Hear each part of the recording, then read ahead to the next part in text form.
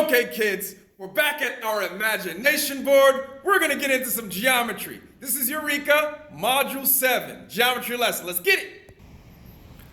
Okay, picking up from yesterday, we said we're gonna think of angles in terms of perspective through a microscope. We said we're gonna look down this microscope, and what are we gonna see?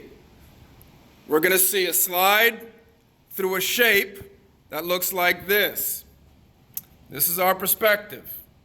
A circle. We said a circle is 360 degrees all the way around. So if a circle is 360 degrees all the way around, we said half of the circle has to be 180 degrees around twice on each side. That also means if we break up the 180 on each side, we have a 90 here and a 90 here and a 90 here and a 90 here.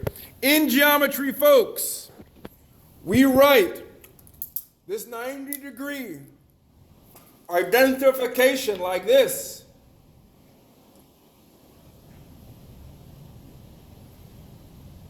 Okay? These are 90-degree symbols. Or you could write it out here if you want. For this one, and out here for this one. So you have, these are 4 separate 90-degree systems. This is for this 90 degree. This is for this 90 degree. This little square is for this 90 degree. And this little square is for this 90 degree. Now, we said when we're looking at a straight line, the straight line is 180 degrees. 180 degrees. Forms a straight line.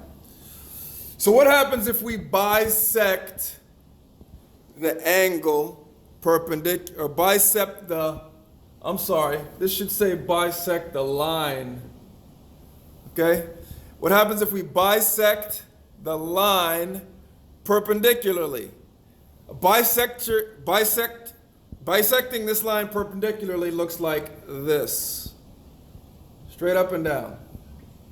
And guess what we've formed now?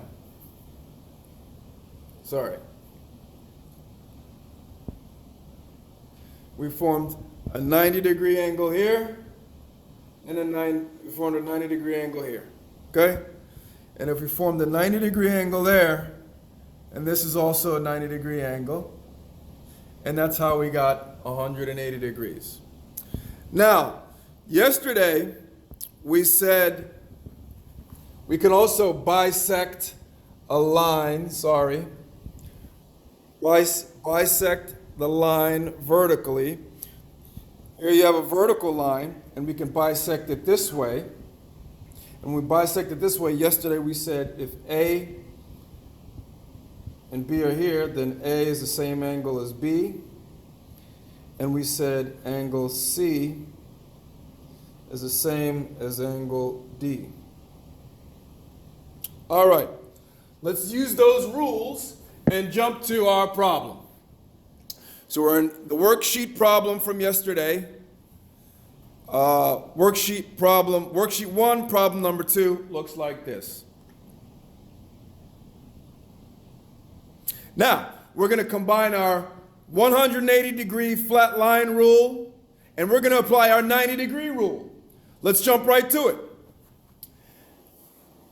We see this symbol here. We already just said whenever you see this symbol here, it represents what?